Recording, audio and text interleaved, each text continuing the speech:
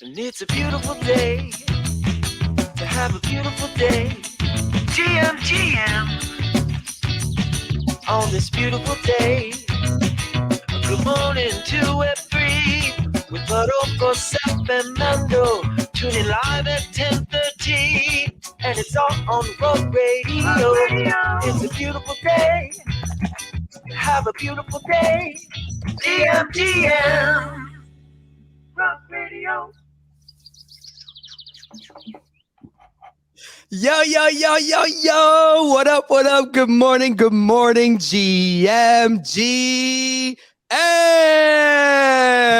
Monday, March 20th, 2023.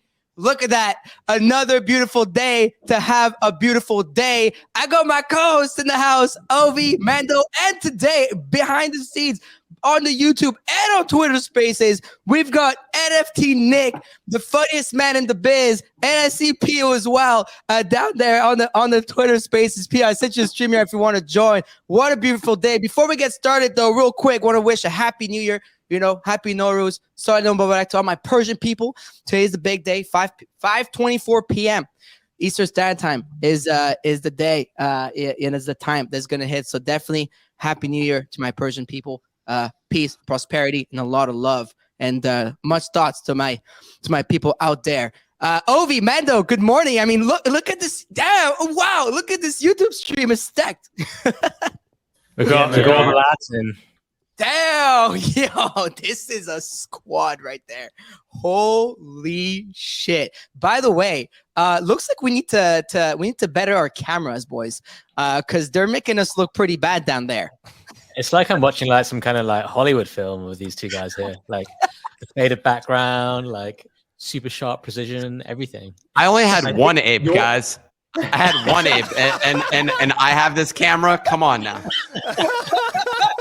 Look at the state of Obi's camera compared to yours. Yeah. What gives, man? You look like you're from like the 1970s in that thing right now. That's the vibe I'm going for, like retro vibes. Oh my God! All Nick had to do was sell one ape, and he managed to get this whole thing going on. My co-host over here, you know, they sold 72 of them, and we're still, you know, Ovi's still playing from his VHS camcorder. But look, you know, this is how the rich stay rich. You know, That is true. I did realize that I'm going broke as a result of my financial mismanagement here. So I could learn a little thing or two from these two guys. Oh my God! Wow! And look all on that punk merch. I saw that you and OSF both sold all your apes and now just going all in on punks. I like that.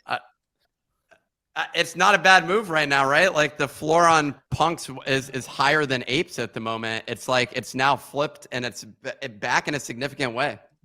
I mean, it's definitely not looking like a bad trade at the moment, you know. So that's for sure, and we're gonna talk about that. But wow, I mean, talk about a stacked show today. I figured, you know, I heard Nick and Pio had some announcements to make this morning on their show. Sadly, I had to go to a meeting, didn't have time to catch up, and I selfishly asked them to join the show so I could ask them, you know, what's happening at Nifty Portal. You all know Nifty Portal always out there showing love to us at Rug Radio, myself on their show. And so I figured, you know, invite the boys up to talk about what they just dropped. But Mando, Ovi, I mean, what a weekend. We went from American bank crisis to European bank crisis, you know, Ethan Bitcoin still popping, still doing really well, and a whole bunch of stuff to catch up on with FOMC week coming up this week. I would usually go into a market report and whatnot, like we do every morning with DJ's market report for crypto, NFTs, and the macro. But we do have Nick and Pio, so I figured, you know, we may as well start with the boys over here. And while I have him on, just if you're on the Twitter Spaces, you may want to join the YouTube. This is a fun stream. I'm glad we made this happen last second. You can also do the market report if you want. We'll stick around. Yeah, I mean, there's no rush, man. Run your show. We're just in the background, just witnessing greatness. All right, well, I'll take that. All right, then without further ado, let's get right into it. Daily Market Report. Brought to you by Rug Radio. You guys got all the effects, man. I don't even really know where to start on the market report. Like, I feel like I've aged about 100 years in the last 2 days. Okay, so when we left on Friday, I guess people didn't really realize how bad a situation Credit Suisse was in. Come Sunday, the Swiss regulators and national banks and authorities basically coerced UBS into buying Credit Suisse. They bought it at a 60% discount to where the shares closed on Friday. So shit must have been really fucking bad. And there's all these different terms and conditions they had to do to buy it. I think they're also giving UBS like $10 billion worth of liquidity as well. But yeah, it sounds like Credit Suisse was basically about to blow up unless it was saved. And there's a lot of back and forth over the weekend. And eventually they agreed on a deal where UBS bought Credit Suisse for, I think, $3.25 billion or 3 billion Swiss francs. So that caused like a knee-jerk rally in the market initially. Futures went up. We obviously all saw the crypto price action over the weekend. I think Bitcoin was at 28.5K. ETH was at 1850. We've since sold off a little bit from that euphoria. I think it's kind of like two things at play here. One thing is that I guess it's good that they managed to strike a deal for CS and UBS.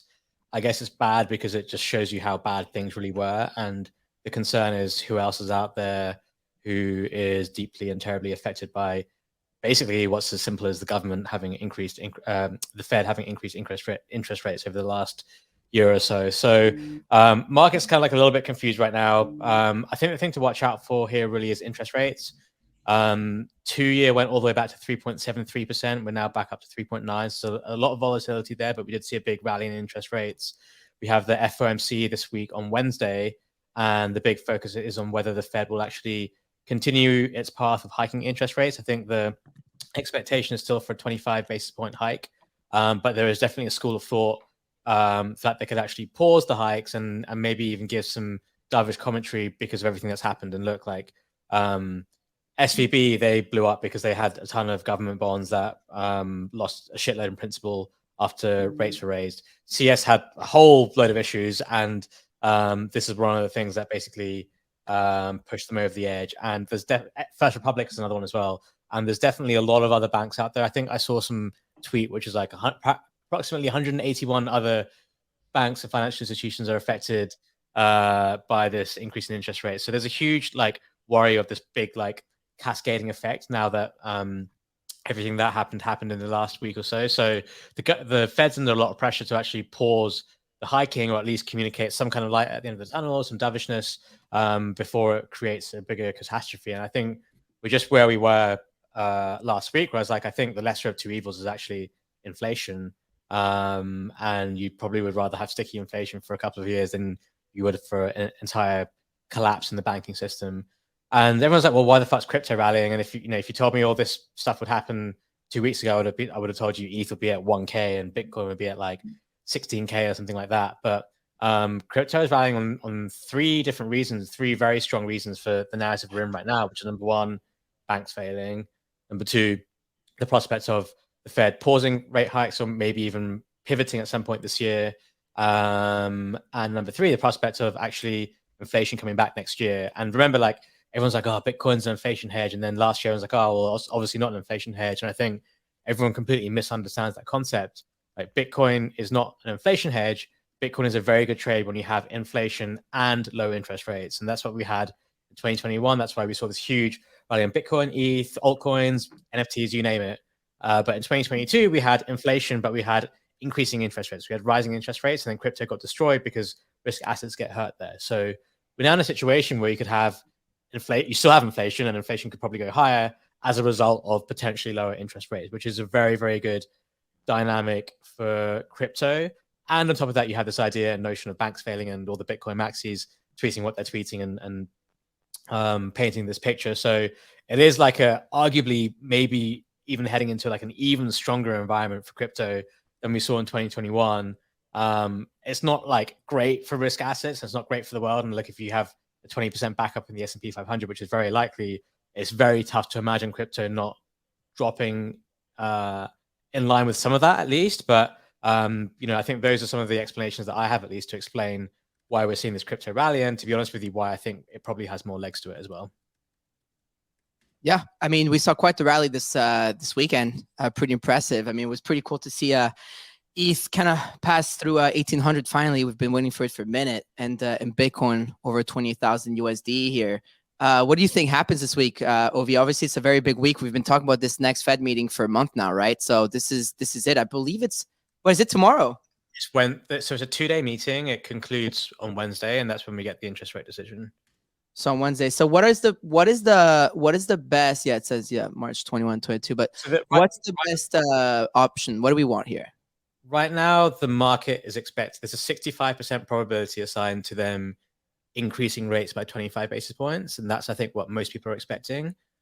I think the base case is they do that, but they'll probably give some very dovish commentary like we're increasing rates as planned, but we're now at a terminal rate.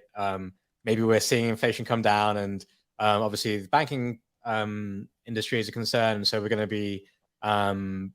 be taking all that into account in our further decision making. I think that's the sort of thing they could say. They're the same space, right, at this stage. Like, oh, Amanda, I think your mic is playing this games again. all right.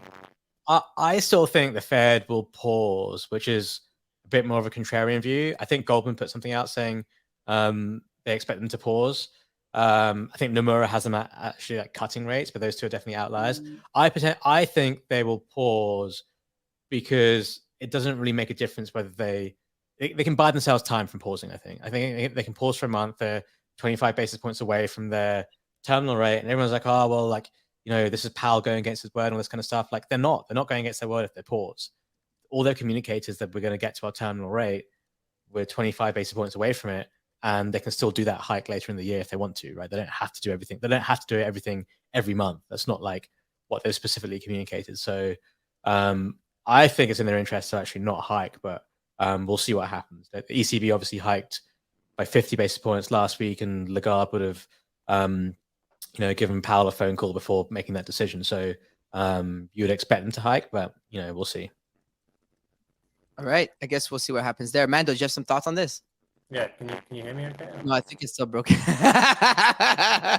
We're familiar with this, Farouk. This is Audio issues is just like part of this show. You just can't make it work on any show. Eddie, you have to. I mean, this morning I remember texting y'all because this is your big announcement, and you guys like all your team. It was like from Kicks to Signal to Nick to Pio not right plugged into right mic. I thought it was hilarious. It's what happens to us all the time. For us, it's different. Mando, is the black duck part of the crew here. He's the one out of us three that usually has the audio issues, but it's funny because he's got all the best equipment. A new mic just doesn't work.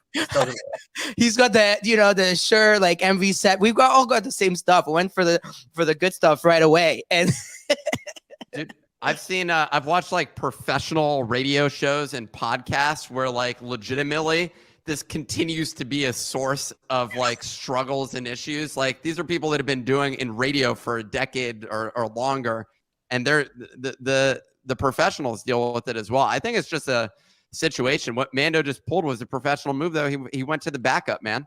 So like you got a backup, and that's all that. If you're able to pull that off, dude, you're pro. That's the thing. You need an insurance policy at all times because it will fuck up. Yeah, like swaps or something like that. But why didn't the banks do that, huh? Exactly. Oh my! I mean, Nick, I've been seeing you a lot on the show in the morning talk about charts and stuff. You've become quite the chartist. What are you expecting this week? For what's NFT Nick's read on the market coming on FOMC week? Technicals are difficult. I'll tell you the thing that I've been looking at. You want a technical pick here? Dogecoin. I've been watching Dogecoin. So like, right, market's top when Dogecoin is pumping.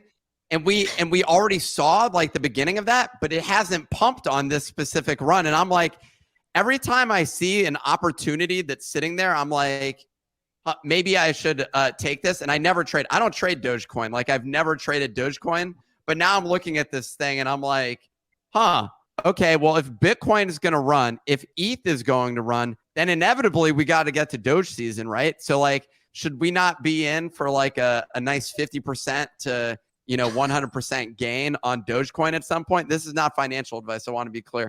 but that's one that I've been looking at, and it has a nice solid support line there. You can even just look at it. It looks pretty nice. So I'm just like, all right, maybe I should be buying Doge. So that was one of the things that I was saying. The ETH level is really solid as well, where I feel like, well, it actually the day or the weekly is a bad technical position. We bounced off of a level that I have, which is 1791. The candles on the weekly just doesn't look good. So we do see resistance off of that. So I'd be looking for that to get over 1790. And I'd be curious what like Mando and OSF think, like in terms of like, do you actually think, I feel like the macro here, we're not out of the woods with like, it doesn't feel stable. And generally crypto seems to like correlate with like the market itself. Like we're always like, oh, has it decoupled? Has crypto finally decoupled? And now it is the currency of choice for global stability. And we're going to trade oil and Bitcoin now. So like, I'm just wondering, like, do you guys think that we're like out of the wood, or do you see more instability through like the rest of at least Q1, Q2? Well, Q1 is about to end. Q2, I guess, like, do we see more instability? Or are you all like making a bet on crypto here? I think I'm hoping that this works at the moment. Yeah, It's you're working. good. Yeah, we you're can good. hear you. I think macro is not going to, in my view, I think it's going to be very, very volatile for the next few months. Like, yeah, the central banks are stepping in right now, but I think this is like, it's a very uneasy step in. They can't do what they did during COVID, where they just printed and printed and printed without massive ramifications. And this kind of just feels like 10 to 15 years worth of other problems all now starting to come home to like roost. Like those chickens are coming home to roost, and there's very little ammo for them to actually do what they needed to do for the last 10, 15 years. So I think we're in a very, very precarious position for macro. It's a strange one for crypto, because I know what you're saying. Like me and Obi had this conversation today about Bitcoin, ETH, alts. Like, do we get an alt season? Like, for example, Bitcoin's up 70% this year. ETH is up 45%.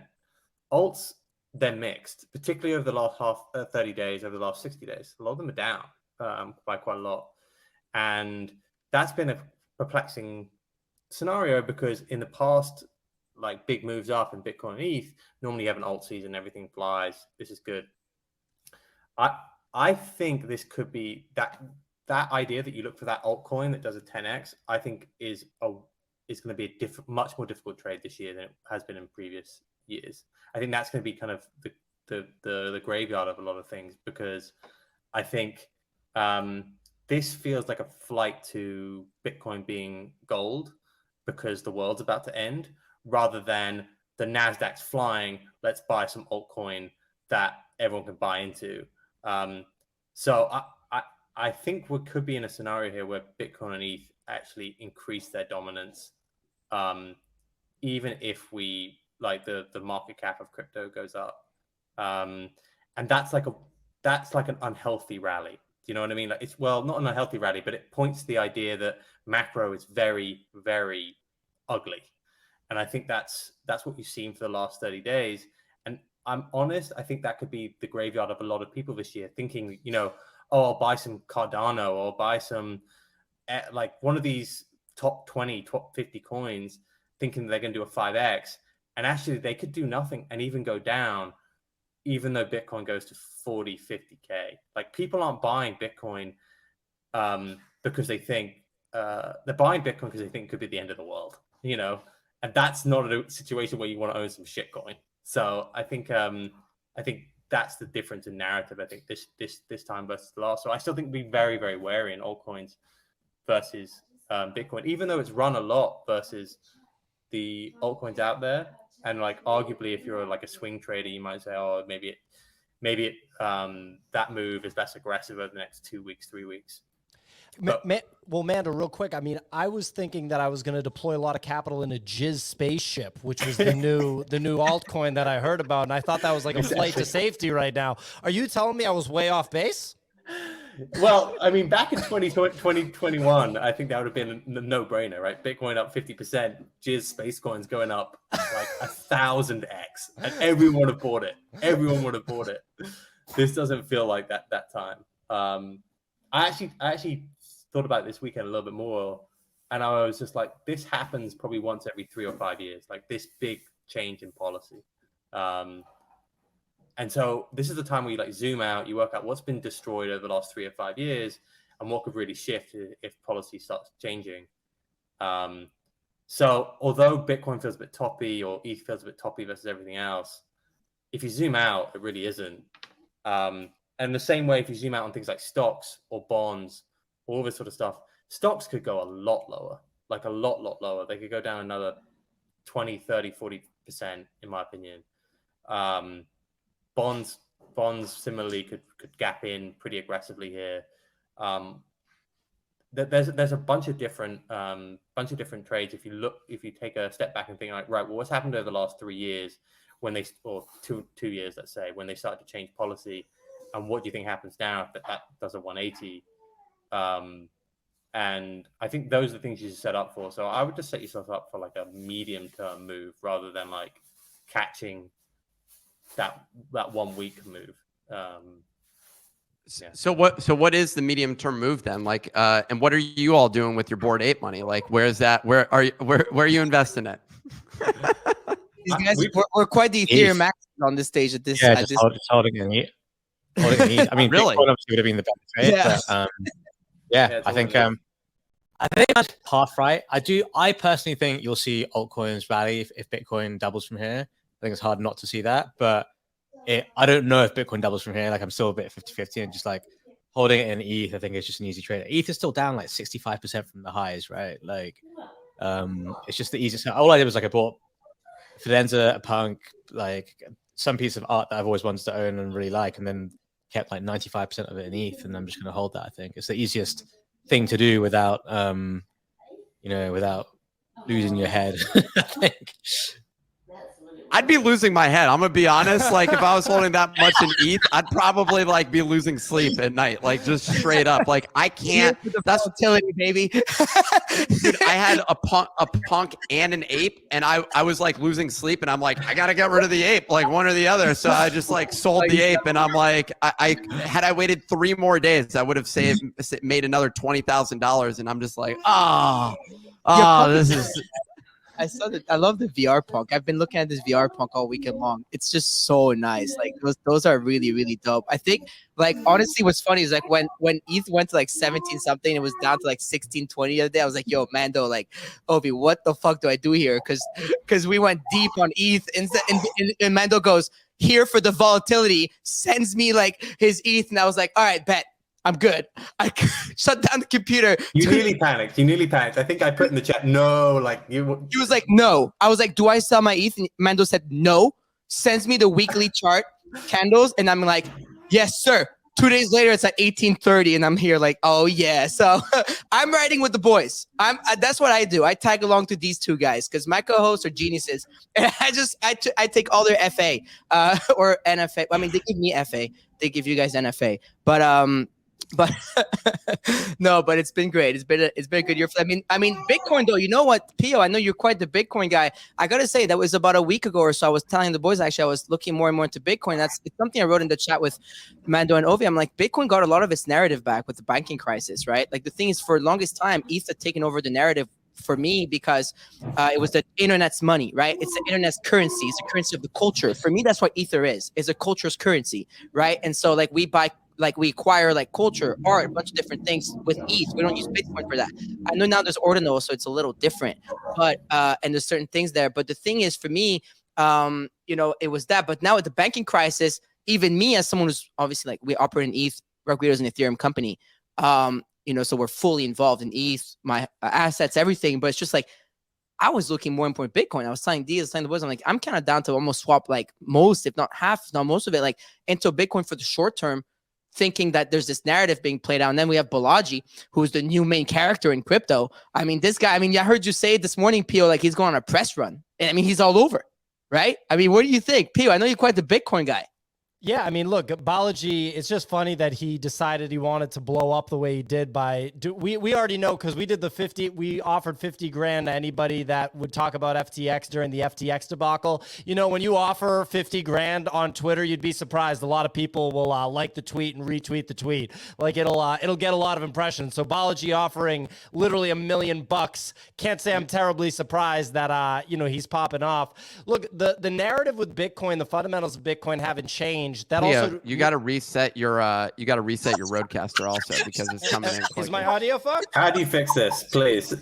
You turn off the roadcaster This is and what then you happens turn to it me. back on. Oh wait, what do you Is do it? usually, Nick? Do you turn it I off? turn off the roadcaster and turn it back on. How about now? What you gotta How's do. my audio? That's pretty good. Yeah. It's okay. Did you hear what I said before about Balaji and stuff? Yeah, we heard. How did you fix Okay. that? I need to get you in the DMs because that happens to me daily. Yeah, I don't know. I went in and changed the setting. I'll DM you about it, Mando. But anyway, look, remember that the Bitcoin narrative hasn't changed and Bitcoin fundamentals haven't changed and Ethereum's fundamentals haven't changed, right? So they're both what they always, have been. Obviously, Ethereum, I think people would tell you or people would have opinions that it's evolving at a faster clip than Bitcoin. That's actually one of the big bull cases for it. Obviously, ordinals bring something to Bitcoin. But my thing is, I just think about, okay, we're a bunch of NFT trading individuals that will, use a MetaMask to swap in and out of X amount of different coins and buy a new NFT collection that gets staked for this and it earns this and you burn this. And, we're really kind of far ahead of the curve compared to the general population. There's still like the Saudi sovereign fund, which to my knowledge has not bought crypto assets. I mean, I could be wrong. They're coming for our bags. They're gonna buy Bitcoin first. Like, spoiler alert, everybody. They're gonna buy Bitcoin. Which art block are they buying next? Exactly. I'm sorry if I'm making you so triggered in the audience, but the Saudi sovereign fund is gonna buy Bitcoin first. So the thing is like, I just like to think about these things in terms of what they are. If you want to do Bitcoin's the digital gold, Bitcoin's the safest thing that you can buy in the whole crypto ecosystem. That's what makes me able to sleep at night. And, Nick said something to me the other day where he asked if I was like overexposed to Bitcoin. I was like, I don't even know what that means. We just went from the 69K to literal 14K was the bottom, like that correction. I didn't feel weird at all. And I'm at the point where when Bitcoin goes up, I get pissed because I'm like, it's going up and I don't have enough. And when it goes down, I get excited because I'm like, all right, cool, I can buy it for a better price. If you can, I'm not that way with any NFT, including like my Mutant Ape went from 27K to 10K back to 27K. That ride is way more gnarly than any Bitcoin ride because like Bitcoin's Bitcoin, ETH is ETH. And NFTs, there's a whole lot more risk layered on top of those things. You know what ETH is? ETH is ultrasound money, baby. I mean, we're at 66,000 ETH burnt this year. So since we proof of stake. So that's pretty wild when you think about it, right? Well, they're coming for him, Mando. They're coming for him. The Portuguese police, they caught him. Already, they got me already. It's over. They caught him. Hold on. In case of an investigation by a federal entity or similar, I do not have any involvement with this group or with the people in it. I just have to. Taxes, man. I'm fine. Probably added by a third party. I do not support any member of the actions of this group. Yes, I do. On speed dial. Literally, it's on the blue button. So I have the roadcaster now. You can set up your sounds. Yeah, I have like everything set up for any jingle you want. but was there literally an alarm outside, Mando? I live in central Lisbon, so there's quite a lot of It happens that often that Farouk has a sound effect to acknowledge that's crazy. It's nice. Yeah, it's pretty crazy. So we have this little running inside joke here with Mando moving and always having roadcaster issues. And then forgetting his cables in France, and then it never making it to Portugal even 6 months later. You saw the photo. You saw the photo on the weekend. Beautiful place to live. Tough life by the beach. Yeah, exactly. Yeah, tough. I'll take the rough with the smooth. 15 degrees here. It's freezing fucking cold in Montreal. You still can't go out without a Canada Goose jacket and a fucking scarf. I'm dying out here. It's so cold, and I just want it to be warm already. But it is what it is. So, anyways, do we think? So we're just quickly on the Balaji. Wait, you have a way of saying it, Pio. I heard you correct Nick a lot this morning. I didn't know. I wasn't correcting him. Look, I'm big on like my name is Pio, right? So I've had a lifetime of people butchering my name. I don't even at Starbucks. I just make up a name. I say Peter because at Starbucks they just cook my name every single time, right? So I'm big on pronouncing people's names. Farouk, your name, a lot of people say Farouk, and I'm like, I've heard Farouk say his name. I just go off of what people say their name is, and I was like, I've heard Farouk say his name, and it sounds like Farouk, so I'm gonna say Farouk. I've heard Balaji say his name, and he was on the All In podcast. He was the first outside guest on the All In podcast ever, and they went into like how to say his name, so it's Balaji. There you go. So Balaji made a bet, right? Well, go ahead, Nick. No, He's still cracking. your audio still is cracking. Yeah. My audio? Yeah. I don't know what to say, man. Mando's probably I'm gonna join from Firefox. That's what I'm gonna do. That's why. Mando is probably right now. Nick, you have no idea how Mando is probably so happy right now that you guys are having similar issues than him. At least one of you guys, because now he doesn't feel outed. Because Ovi and I literally laugh about this every morning. My audio is about as bad as Ovi's camera. Let's just put it that way. Yes, let's put it that way. Gives a specific effect that I'm going I mean, for. I can't even see you. I can't even see you at this stage. I do have to say that Ovi's camera is definitely special. I mean, I don't know where you're at with the camera. It looks like you're literally like locked up somewhere in the bunker. That's just the room, dude. It's not the camera. He's got his like this like TV in the back with his artwork. It's just so funny. It's like it just looks. I just love it. There's nothing else. Oh my. Anyways, there was a big bet, right? This is why we're talking about Balaji. Is he made what is it? He made $1 million bet. Is that what I read over the weekend? If I'm not mistaken, that was the tweet that started everything. I will take the bet. You buy 1 Bitcoin, I will send 1 million USD. This is 40 to 1 odds as Bitcoin is worth $26,000. The term is 90 days. All we need is mutually agreed custodian who will still be there to settle this in the event of digital dollar devaluation.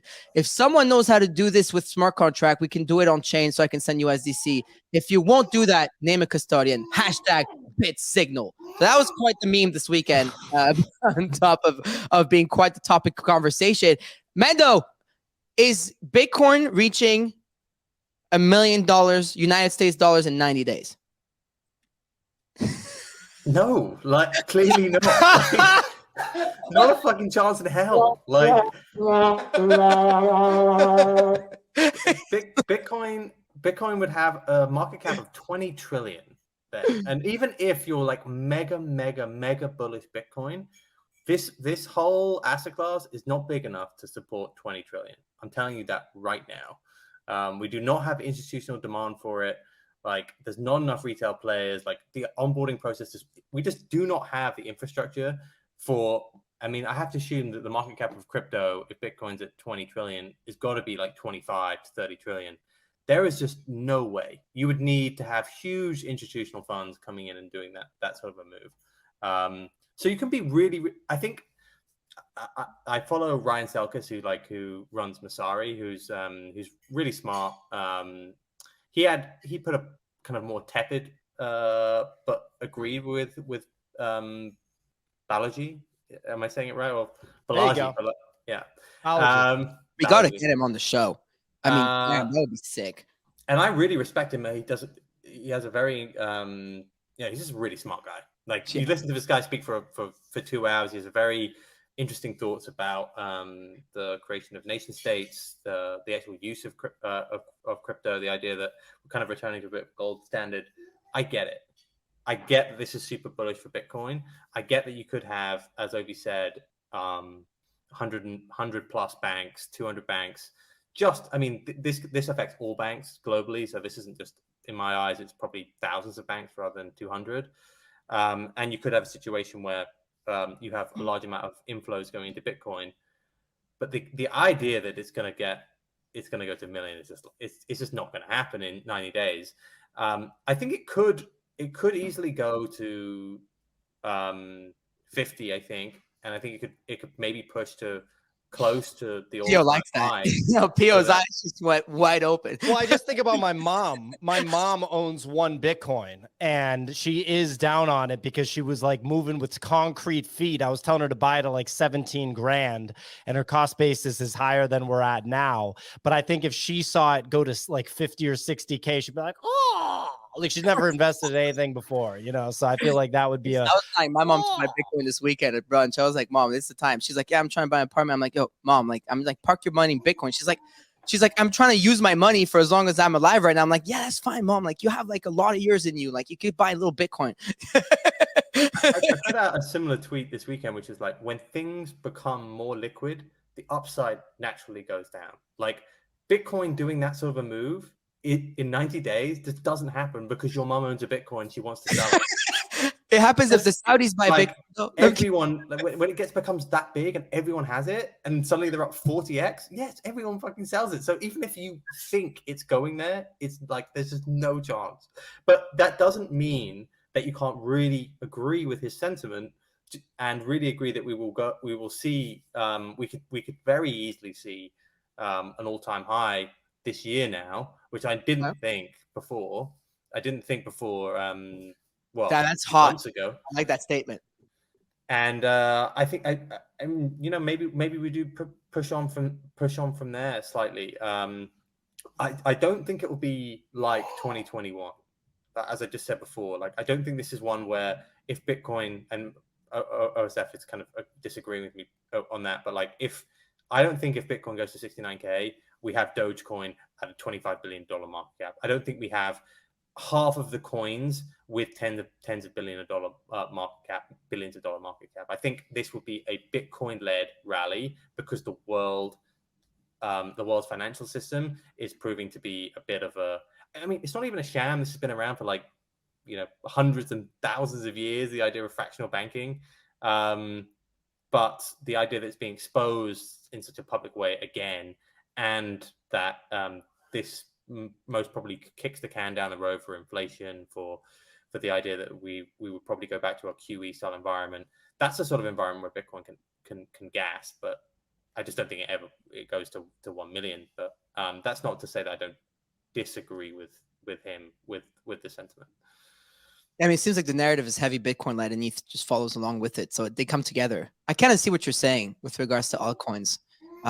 You kind of made Nick sad about that. He's deep in Dogecoin, I hear sources. Doge actually has I haven't bought it yet versus some of the others. Like, but I would say that if you're owning some, like, remember when this happened, all the other L1s had a big move, like fucking Solana, Avalanche, fucking Phantom. They all were tens of billions of dollars. That will not happen if this happens. The Dogecoin thesis was simple. Easy on our team went to Disney World and did some on the street interviews, and he was like, "Can you name a crypto coin for $1?" basically. And the one that everyone came back with was always Dogecoin. Like it's the one that people know. And I think I genuinely think it is as simple as that. Like it's people just hear it, they know it, and they're like, "I'm just gonna buy some Doge." Like. So I don't think it's ever going to be worthless as a result of that. I don't think that it's like I wouldn't put the majority of my portfolio in Dogecoin, but I'll take a flyer bet that it goes up at 10x at some point, and like, hey, maybe that ends up happening. I feel like NFTs, it's a similar sort of thing. Like you have this like sort of asymmetric, I think is the correct way of saying it, like upside potential here. If you get into the right one. So it's sort of like, hey, if I can get exposure to that, then I'm gonna get exposure to that.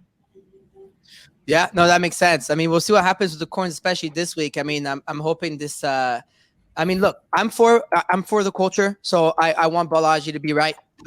So we want that $1 million Bitcoin. That was for sure send ETH, right? OV 50K ETH, let's go, or 40K. What's our target? 40K. 40K ETH, baby. We're gonna manifest it, even if it takes 30 years. Someone said OV fell asleep. I'm dead. OV, $1 million Bitcoin. Is it happening? I think it can go a lot higher than people realize it can. Do I think it can go to $1 million? Yes. Do I think it can happen in 90 days? Yes. Why not? Wow. Let's go!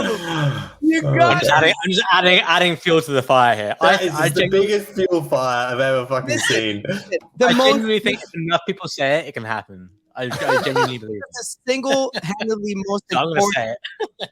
I'm gonna play you guys one of the single most important videos in the history of crypto. Okay, and that's something everybody's got to know. At all. Guys, respect the pump. I respect the pump in all assets. Why? Because it's kind of like karma. You know, the power of the pump always comes back to you if you respect the pump of other people. It's crazy, but I have this belief that whatever pumps, you have to pay respect. Because otherwise, if you like, oh my God, this scam coin is pumping again.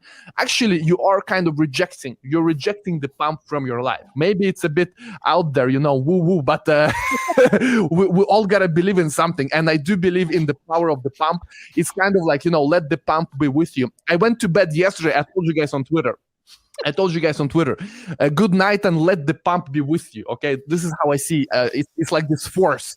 It's like this force that is all around us. And if you are really inviting the pump into your life, it will come.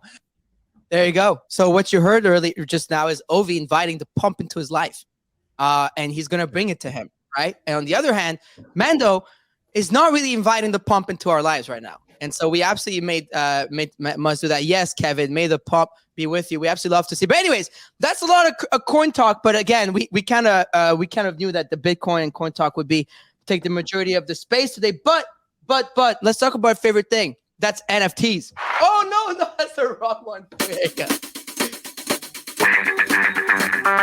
Who is the man, macro daddy of the land? Me? Can you dig it? Oh, Nick thought it was him.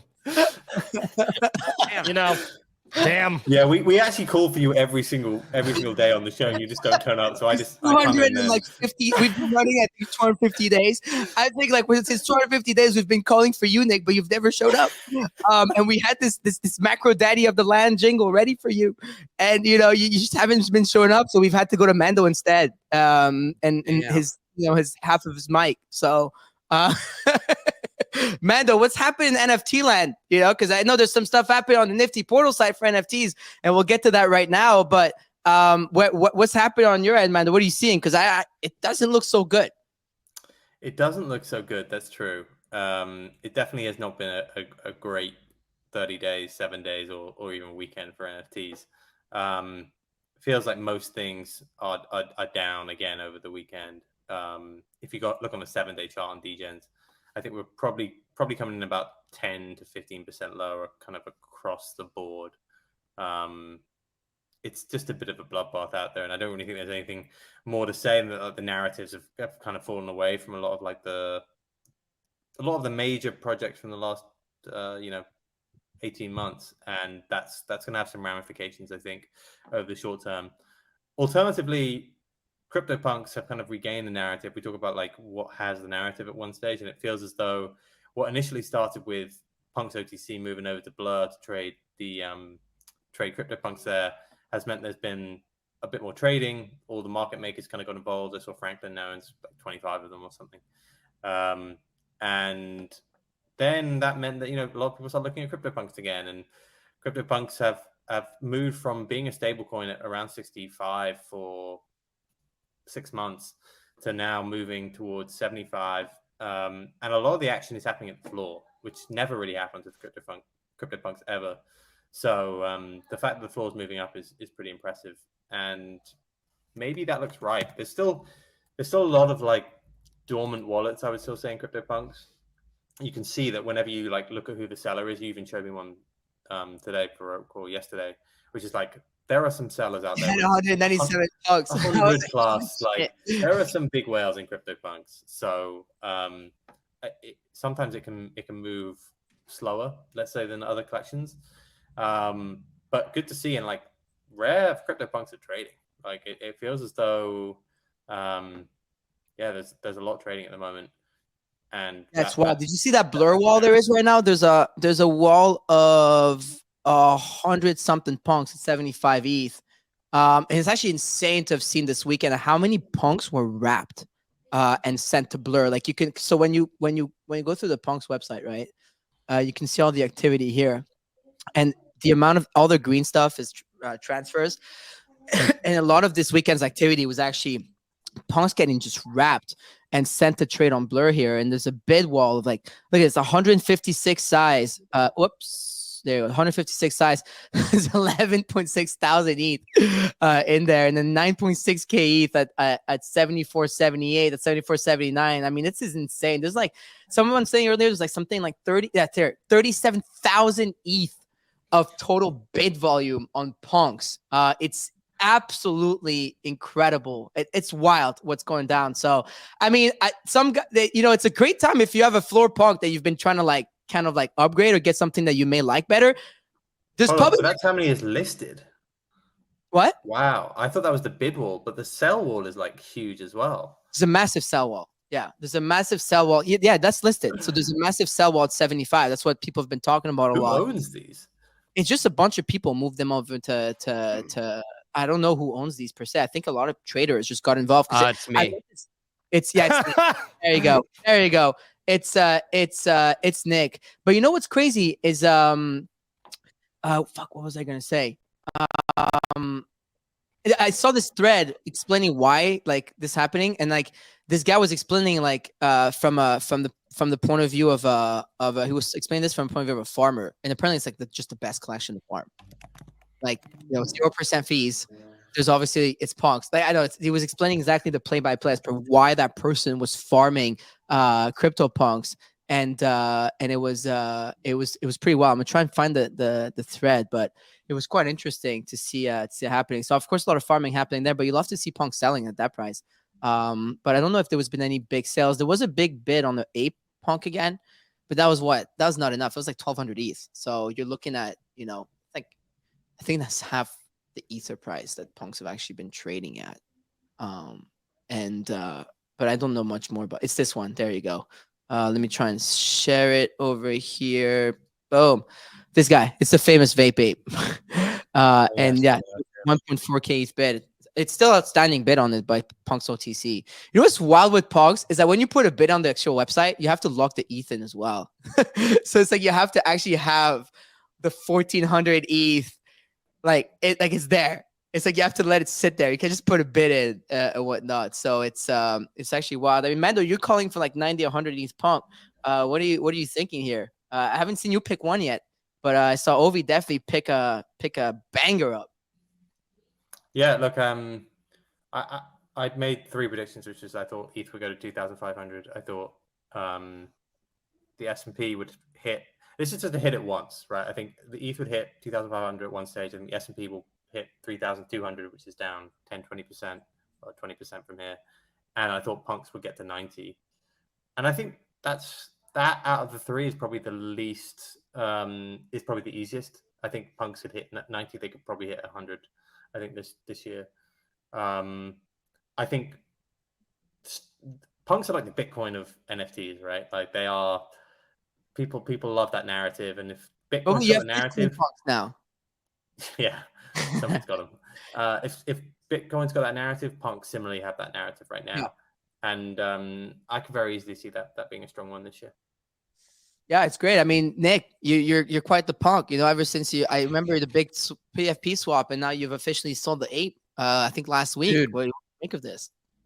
It was a historical moment, actually, in all of history when I swapped my PFP to a punk. A lot of people will remember that day. The selling of the ape at the Pico bottom is also going to be, over the past couple months, is also going to go down as a historical event. In terms of the punk move, I'm excited about it. I mean, frankly, eventually... these end up being, I think price goes up. This is just hands down one of the, if not the strongest collection in all of NFTs, especially when it comes to like collectibles. It is the iconic PFP project. And I think that's going to remain the case. And like Mando and OSF have mentioned, is that one, you still have stale wallets. So like, I don't know what the percentage is that's actually active on here. Like, are 2,000 missing? I don't know the exact number. And then you also just have an incredible, the diamond handedness across this collection is significant. And I'd also say that you have institutional exposure in a major way to CryptoPunks, which is why the floor is so damn solid. It's been basically one of the it's been like a stable coin relative to ETH throughout all this market volatility. And I think that just fares incredibly well for whenever we have a bull run. Whenever the next bull run happens, punks are going to be one of the stronger items. That said, it's kind of like the Bitcoin of the space. So I think that you could see relative to like the same way that we have altcoin season as it compares to Bitcoin, I think we see alt NFT season as it applies relative to punks. And there's no doubt that it could be apes or another one that ends up launching that ends up temporarily usurping punks. But look, they're iconic, man. You got to have one. And I feel like the number of them that are out there is still limited. And if you're going to buy into NFTs, you got to acknowledge the punks and say, hey, this collection is here to stay. So yeah. Hell yeah. I agree. I mean, I'm pretty dead set on that.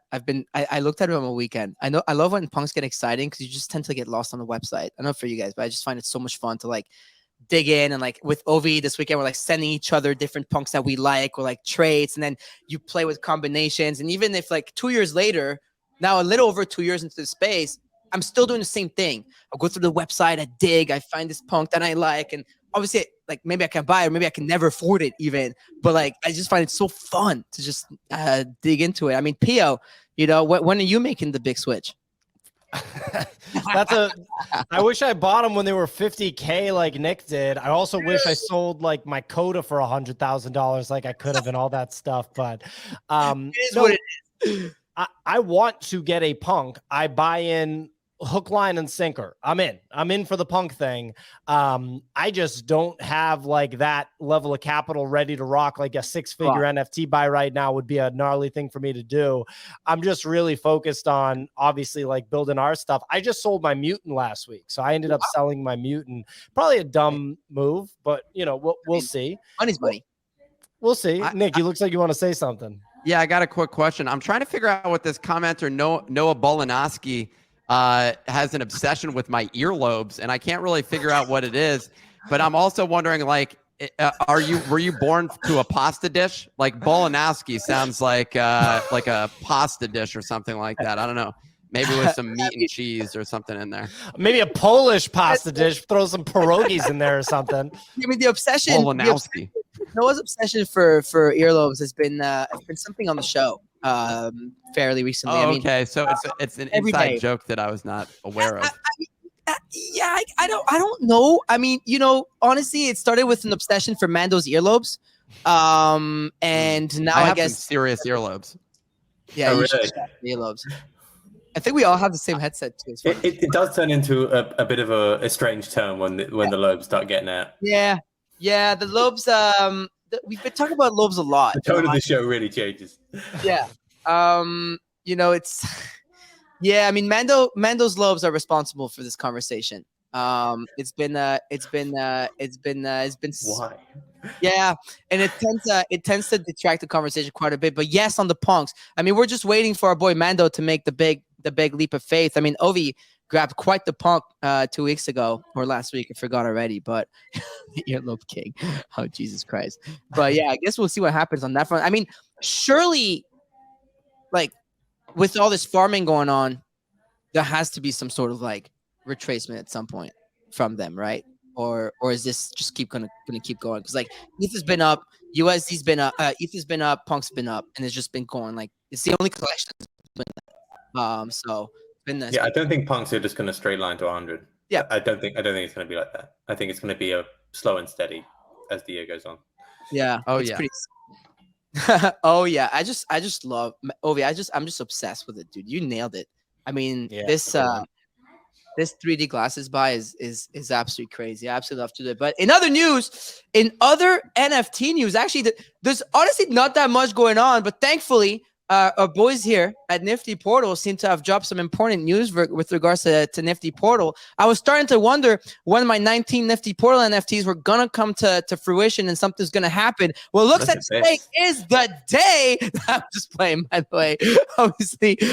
Oh, dude, you're right there with the biggest bag holders in our project saying, are these guys gonna do a damn thing? Like, are they even working? Do these guys work? That's the question that everybody asks us. And it's like, no, we just go travel to luxurious islands and hang out and sit on the beach, dude. What are you expecting? What, like any good NFT project manager, that's the playbook. You launch it, you generate money, and then you just disappear for a bit. You go on vacation because it was difficult work leading up to that drop, and so you just got to disappear. I think that's fair. I mean, this is a fair statement. I mean, but now it seems like you've gone through the second phase because you have taken your vacation. I saw you guys go to the Bahamas, and so we did launch this site, the upgraded version of the site today, and it's more than just a site. It is the second phase of our business, I would say, and with a focus on NFTs specifically. So today, as part of this, if you go to the nifty.com and go to the claim page there, you can type in the password phase 2, PHASETWO,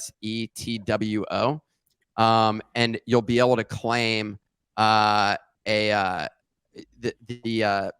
NFT that we have today. So there's free NFTs. All of these will be free. Right now, it's all custodial. If you go to your profile there, you'll have your NFT that you collected. We just thought that it would be, we also agree, there's been a lot of free NFT activity as well. And we wanted to use NFTs as a platform for a lot of our marketing that we have going forward, including for our upcoming NFT drop. So what we did was we built a custodial NFT site. It's on Polygon. But it's easy to mint. You only need an email to sign up. You don't even need a wallet, and you can claim these NFTs over the next few weeks. We have multiple NFTs. You were at the what's effectively kind of our roadmap, which is the phase 2 page. Each day, one of these is going to reveal, and there's going to be an NFT with details about that roadmap item.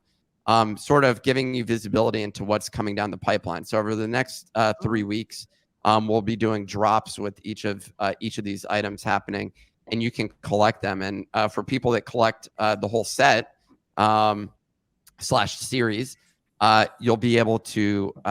There's things that's going to unlock within the ecosystem. So this is just the first day. We just dropped it. We wanted to make it as simple as possible for people to go claim those individual NFTs. We hired an in-house artist. Someone asked who that is. Right now he has a pseudonym, Mr. DL, but we'll eventually probably release information about who he is. We have a couple of other artists that we brought in-house as well. And yeah, we just thought, like we wanted to do something that was NFT native and NFT centric. So it's live. People can sign up, and whenever there's a claim, there will be an email that goes out to people to let them know that they can go claim it. You don't need to connect a wallet. You don't need to do anything like that, but you can connect your wallet, and there will be other things that you can do as a result of that. But right now, we just wanted to make it as easy as possible for people to claim, and this leads into other stuff that we're going to be dropping. But we just thought it'd be cool to have a platform that anyone can access, anyone can collect, and interact with. So that's what we're focused on. In terms of some of these milestones, they're going to be focused on our NFT specifically, where those experiences are unlocked by our NFT, which is linked on the top of the site, which is the portal. Those are going to, when you connect your wallet, which you don't need to do today, but if it sees that you have a portal in your wallet, it's going to unlock other experiences within that website. So that's the way that's going to operate. So if you own them, you connect your wallet within the settings area. It's going to know that when we end up launching other NFTs as well, all of that's going to be just automatically tracked through the site with your account. But we wanted to make it as easy as possible for anybody to get started and start collecting. So that's what it is. You can just head over to the nifty.com, sign up and claim using the code phase2, PHASETWO. And I have that pinned to my profile if you're trying to find that. I love that. Definitely check it. I did it right away. When I saw before even asking us what was up, always ape first, ask later, but it's free, so it's not much of an aping. But all I had to give you guys was my email. Totally fine with that. I mean, I've put my email into your stuff months ago, so I was already connected. But yeah, it's pretty smooth. And so it's cool. So it's non-custodial and that's why I was asking you guys. I was like, you guys are holding on to it. So it's kind of like your own platform for like your own POAPs in a way, and like being able to reward your own, audience and whatnot. That's pretty cool. I mean, Pio, in your words, like, maybe you want to explain to us like what, so phase 2, is that the name of the project? So basically, yeah, the way I would look at it is if you look at last year, right, we minted the NFT in January 2022. We worked really and focused a lot on content for the better part of the year, right? The second phase marks, us for the past, call it 5, 6, 7 months, really just focusing on building NFT, like our project related ecosystem. And for the rest of this year and beyond, we're just really focused on our NFT projects. So when I say our NFT projects, I mean the portal, the Nifty portal NFT, which you can get to, that's linked to the top. And that's going to give people access to mint Bodagos, which is Easy's profile picture collection that's going to be dropping on Solana. And then you'll be able to burn the Nifty portal for the ETH PFP that we're dropping after that. And everything's going to go through moving forward. All snapshots, all value will be driven towards the ETH PFP and the Bodagos. Giving a lot of information there. I like PFP. that. We like our alpha on Rug Radio, so... Yeah. So to us, the second phase is just us having a singular focus. Like, obviously, we're not going to stop making content. We're really dialed in with our content, our morning show, our newsletter, other stuff. We're really dialed in on that now, just like you guys are. And we really are just focused on being as strong of an NFT project ecosystem, the 2 projects, as we possibly can be. The portal is the key to get involved, with both. And we love this free NFT platform to introduce new people to our ecosystem, to get people having fun, to introduce cool mechanics for holders and non-holders, and just build as much hype as we can into these drops, because these are the things that we're insanely focused on. And we want to be a really fucking notable and strong NFT project ecosystem, period. That's our goal for this year and beyond, period. I like that a lot. I've been wondering for a minute, obviously as a friend, a holder, but also as someone in media, right? In the space, I saw you tweet about that, Pio, yesterday, saying like you follow all like media people and brands in the space because you want to see what else everyone else is doing. I've been wondering for a minute, like where you would take things next as a brand, because obviously you're known for the morning show, kind of like how we started, like, it was Gem Web3 Anchor Show, then we're growing out of that, right? With Rug Radio, now Rug Radio is not just one show, right? It's like 67 creators, bunch of different things going on, and a lot of different parts of the ecosystem. But in order to grow the ecosystem, it requires like perhaps the next set of collection, whatever you're doing next. I was really wondering where you would take it away from like also the ERC 1155. Now you're saying it's going to be a burn later down this year after the Solana mint into PFPs, which I found really cool and smart to move out of that, like the 1155 into a 721. NFT. I'm sure, Nick, that I'm sure you guys have been thinking about this a lot over time. Given actually Blur, you can't trade 1155s yet, right? That must. Yeah, I just realized that. I wonder when they're gonna add that. I mean, somehow we got locked into still receiving royalties though due to the 1155. So I'm like kind of okay with that for now. But yeah. No, go ahead. If I could add anything, yeah, I mean, we got lucky with the ERC 1155. We're really, really excited to enter the PFP side of the market. And I know people are saying that like, like some PFPs aren't doing that well right now. To me, the ones that are executing properly, like at the end of the day, they're still rising to the top. You see what Bored Ape Yacht Club's doing. You see Pudgy Penguins, D-Gods. There's so much opportunity. All that matters is execution. And just to kind of put a bow on what I said before, us kind of really being focused on our NFT project ecosystem, we want to make sure that there's a through line and we fully leverage our content in this plan. So you'll see us having our content integrated with the release of this stuff, just like we did this morning, how we dropped the video and dropped and drop the code on the show. We're going to have that, integrated to use the content as a tool to get the word out in a big way of the projects that we have coming out. And here's the video right here. We're just excited about it. Go ahead, Nick. No, I mean, that's it. Like, we wanted to make it as simple as possible with the first step, which is like literally claim a free NFT. As simple as that. Get started there. We have so much stuff planned in the roadmap. We really put a lot of effort into figuring out what we have a whole schedule planned of drops and all sorts of things, but it was just like you start with something simple, and for right now, it's really just go claim, and it's as easy. We wanted to make it as easy as possible for that with no cost to the end user. I saw a lot of people saying, "Hey, can I put this in my own wallet?" We've discussed that, and that there's a good chance that inevitably happens, that you're going to be able to mint it to your own wallet. We have that all coded within the contract that we've built.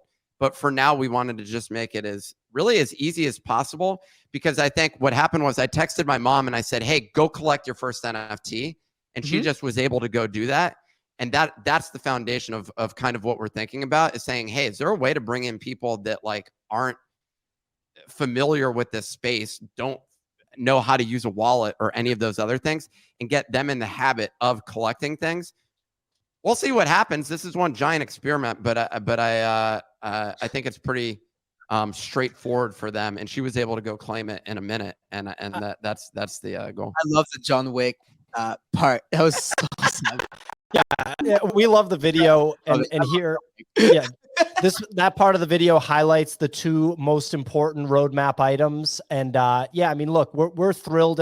Like Nick said, no one's really done it like this before. So obviously, Farouk commenting, shout out to Farouk. So obviously, we're seeing what happens. But just to kind of let you guys know, like today, I've already viewed it as a massive success. We're really excited about how everyone has responded. The numbers are looking phenomenal.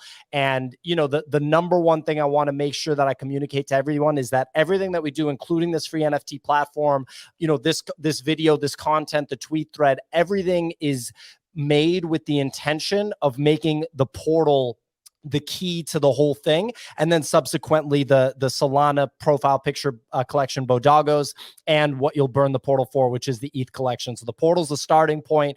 It'll get you access to the Bodagos, and then you'll burn it for the ETH PFP. And we want those NFTs, whatever you want to call them, the ETH NFTs, the PFPs, the premium NFTs, whatever you want to call it. We want everything to drive attention, interest, value, for lack of a better term, to those. And that is our focus for this year and beyond. Like, we want to have one of the most legit NFT ecosystems in the whole NFT space. That is our singular goal, and we're fucking excited about it.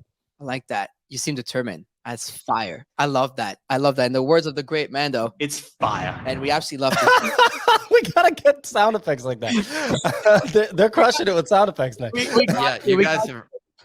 You're If you want outperforming to us with sound download effects. a bunch of them, just go to this funny website called gmjams.lol, and we're switching it up for everyone. We're making it so everyone you can just go and click on any, you want breaking news.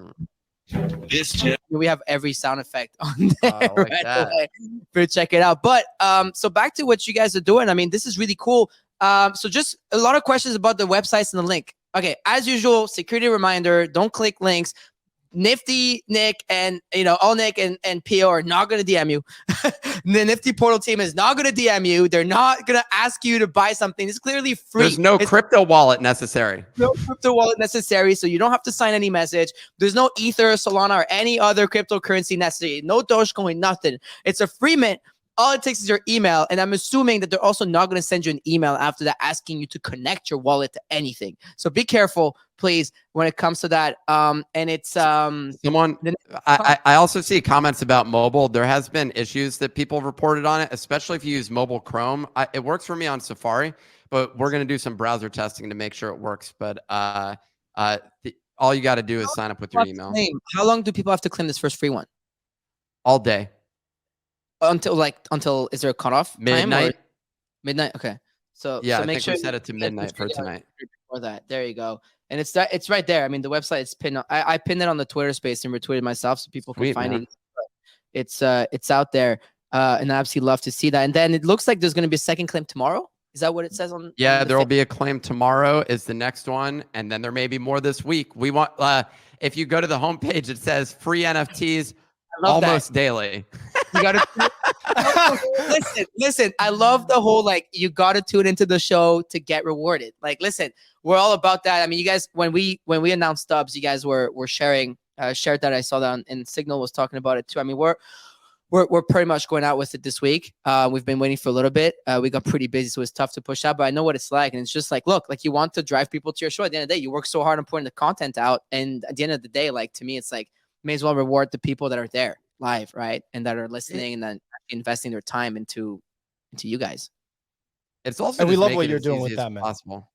Yeah, it's important. And I don't know if you guys had any like questions for the boys here while we have him. I guess we turned this into a last minute guest. Like, I feel like I'm really shilling here. Like I'm gonna be honest. Like I feel I have guilt deep inside of me right now. Hey, you know what? You guys, sometimes I even force Mando and Ovi to shill their shit. Like sometimes like it is what it is. We gotta talk about our stuff. I get caught sometimes not talking enough about what we're doing at Rug Radio, I find. And then people are like, what the hell? Like all this is going on. I didn't know. But it's our jobs. I did like we gotta put it out there. I mean, we create content all the time for other people and we talk about other people's stuff and we forget that we're also building dope shit. Like all of us on here, we're the DJ's Red Guy Eco, which is one of the most fun ones out there. I love what we're doing. And I've obviously been a fan of you guys and what you're doing. And it's funny because I just realized like you guys launched January 2022. We did as well. Like we pretty much launched our NFTs like at the same time. Yep. I think it was a couple days apart, honestly. It's pretty wild. So look, like, and I think you got to support, especially when it comes to media in the space. We need good content. Though you did self-proclaim yourself the kings of NFT content. Sweet. I doth proclaim, and I apologize. And now that I'm here on this show, I feel a little bit guilty about that. But that wasn't like me. A jester. Look at OSS webcam. Look at my mic. How can you even think about that?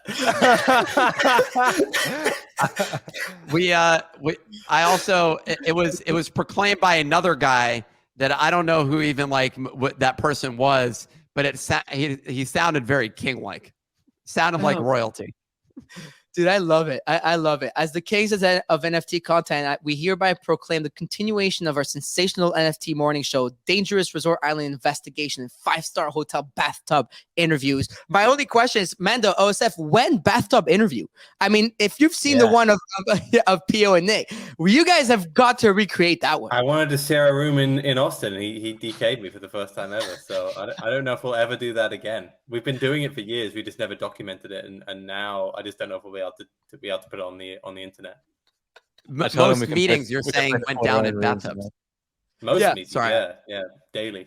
Yeah, this is how they decided to buy the 72 apes at like a 3 ETH average in the first place. So last year they were taking a bathtub together, and they thought, why not buy 72 Bored Apes? I mean, right?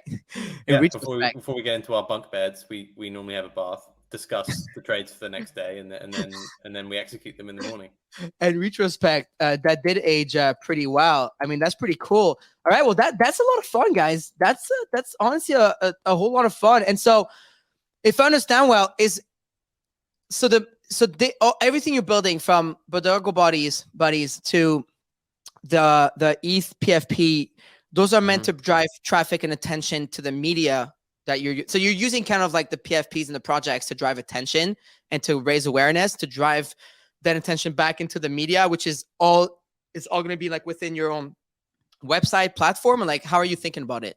The way I think about it, and I want to hear Nick's take on this too, but the way I think about it is at the end of the day, like just like you guys, we make kick-ass content that we think is kick-ass content, and we're not going to stop, and we're never going to stop, and we're going to use it to our advantage. But we're an NFT native organization, and NFT projects just flat out are the lifeblood of NFT native organizations, with the community 1000% at the forefront. We view this free NFT platform as a way of expanding our community, but the core community, if you listen to the video that we dropped today, we kind of, we don't say this in an on the nose way, but we say it in kind of a metaphorical way. At the end of the day, the focus is singularly on our NFT projects. We want to have literally one of the most kick-ass, like name a competitor, I want to take them on, one of the most competitive, kick-ass NFT ecosystem. Starts with the portal. when you have the portal, you get to Mina Bodago, then you burn the portal for the ETH PFP. Then we have 2 PFP projects. And that's, if you look at the roadmap that we released, what lies ahead on phase 2, you can kind of discern what we're thinking about in some ways, or you will be able to as we release those full color items and names over the next 3 weeks. But at the end of the day, we're focused on dominating NFTs and our NFT ecosystem and rewarding our community. And we're going to use our kick-ass content, and we're not going to stop making content, but we are about NFT projects that we are releasing this year and beyond. So what you asked, Farouk, you were like, is it using the portal to drive traffic to the show? I think about it a different way, which is how do we deliver as much value as possible to the portal holders? And then the way that we deliver that is our platforms, including the one that we just launched, as well as the show. That's the way. It's not that the PFP drives traffic, awareness, anything else like that. It's that we deliver value using our platforms to those portal holders. And so this platform is just one of those ways. The content, which we'll expand upon as well, is one of those ways. But the ultimately, it's about driving value back to those holders. And that's also why we release this as custodial. It's why we launched it on Polygon. It's because we don't want to, we don't immediately want to just drop a bunch of new things. We want to be able to drop new things without people being like, wait, what is how does this all tie together? It all goes back to that one thing, basically, and which is the portal. And if you come to the site, if you don't have money or whatever it is, and you want to participate, we want to make it so you can participate for free. But keep in mind, we're going to deliver things there of which the entire focus is delivering value back to the portal holders, and that'll come through the site, that'll come through our content, and that's the way that we view it. The portal is really it's not a huge, it's not the largest audience. We think it's actually relatively small as a percent of everything. So we think that our platforms are the things that have the ability to grow audience, and that the portal holders just end up benefiting from that. And that's what this is all about, is driving awareness of that. It's as simple as that, and make it as easy as possible for people to collect and have fun within the ecosystem without any friction. I love that. That's sick. Well, good luck with all that. Seems like you found your thing, and you're going all in with it. I listened to you on Friday. You were excited about announcing it today. And I know it gets stressful on the announcement day. I could hear a little bit of you guys this morning. You all were like, we got. I was coding till 2 a.m. So I want to be clear. I coded a large portion of this, but we had an incredible team. The Dev and Sequoia on the contract side. We have I have Abid and Monty on our Rails team. We have on the art side, we had a web design team. We have Mr. DL is what I've been calling him, our anonymous artist, which has been creating artwork. But yeah, I was in there coding and reviewing pull requests, and I'm on the. It's actually unacceptable the degree of involvement I had with the code. And so if there's any flag to throw here, it's how much coding I've done on this. I'd like to change that, because this is just unhealthy. Last week, I was coding till midnight every night. Not a good thing. Yeah, you're gonna have to delegate that. ChatGPT, man. ChatGPT. Literally, people in the comments so last night I was like, hey, any CSS experts? Fortunately, one of the devs on the team ended up showing up and putting in extra hours last night and fixing it. But I was like, hey, are there any people that are familiar with Tailwind CSS? This for the framework we use. And everyone replied, they were like, dude, just chat GPT it. And I was like, I can't be like, hey, chat GPT, my site doesn't work, fix it. I'm sorry. It's not how it works. Not that simple. But we, we're thrilled with our team. We want to get Nick some more support on the dev side, but the fact that he can do it himself just makes he's such a fucking champion. I just wanted to shout out XP, who came through working last night at midnight his time in the UK. I needed those fake tweets where people said saying that he's shitting his pants over our projects and all that. And I knew just who I could go to. And XP he's like, oh, you mean like this? I was like, you don't have to change a damn thing. These are all perfect. He made Balaji say, fuck Bitcoin. I need this. So that was a good one. Dude, I died. Yeah, you guys are good with the content stuff. Just quickly for the people listening, it's on the Nifty, TheNifty.com/claim. It's completely free. There's nothing to buy. There's nothing to connect. Whatever. Make your account. I did it. You guys can do it easily. Also, speaking of which, rug.fm/rewards. We're almost at 2,000 people opted into the rewards program. So make sure you use code today. The code is brilliant. See, I didn't pick it because when I pick it, it's more obvious to find. But I guess that's the word today that Jazz decided to go with. And Mando, if I'm not mistaken, Stubbs is tomorrow. Is that what you were saying in the chat? Oh, you're muted. We're just seeing your lips move. Sorry, yeah, Stubbs starts tomorrow. As in the claim for the mint pass will be tomorrow. Nice. Let's go. There's a lot of dope stuff happening. So here's what you do. If you're listening to this show, you start at 9 a.m., you go till 10:15, you listen to Nifty Portal, and then you take a little break. You go take a piss. You make your second coffee because you already had coffee before 9 a.m. You make a second coffee. So make sure you don't make the first one a double. And then you come into Jam Web 3 from 10:30 to 12, and then eventually maybe you can start going to work.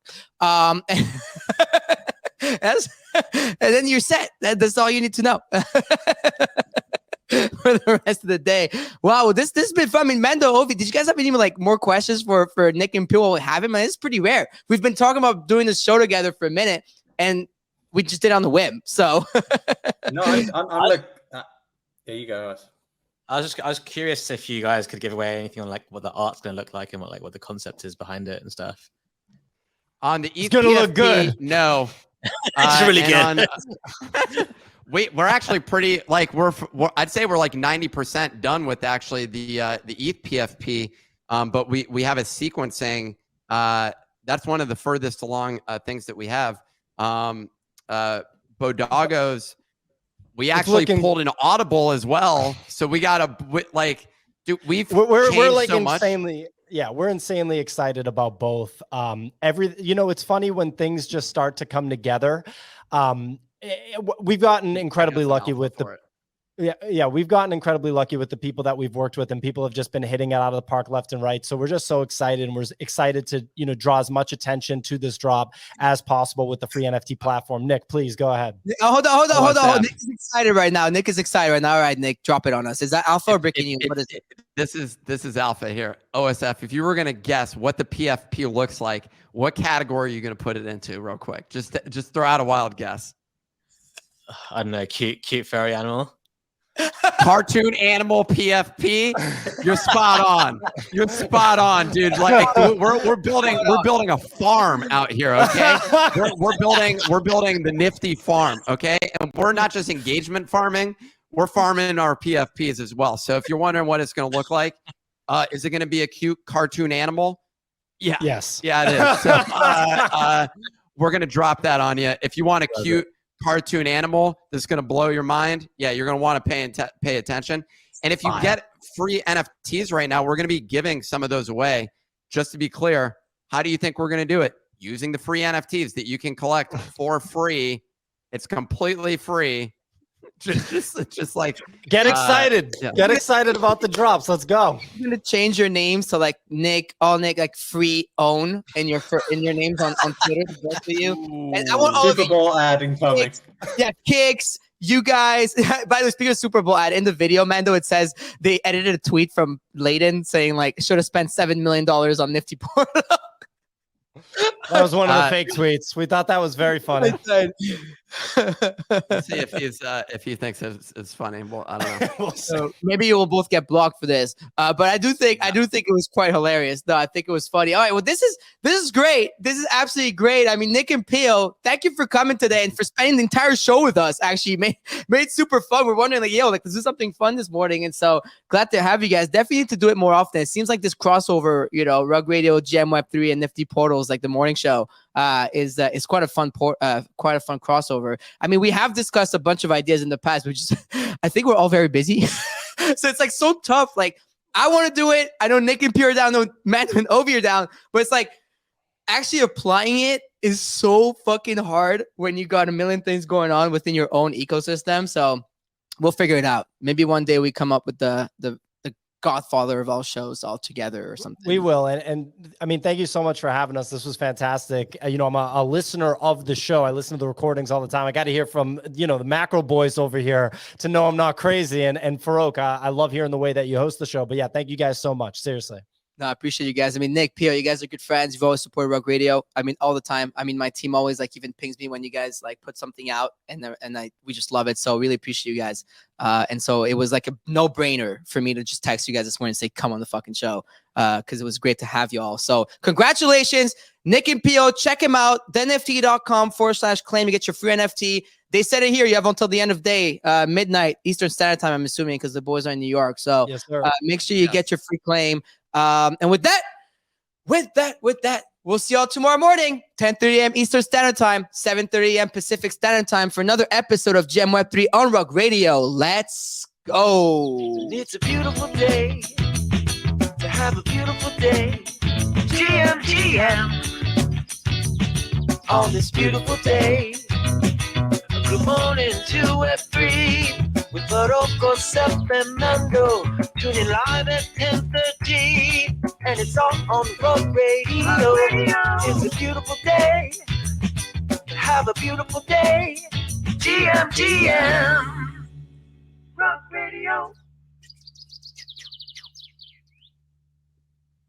And space and the broadcast. 1 second.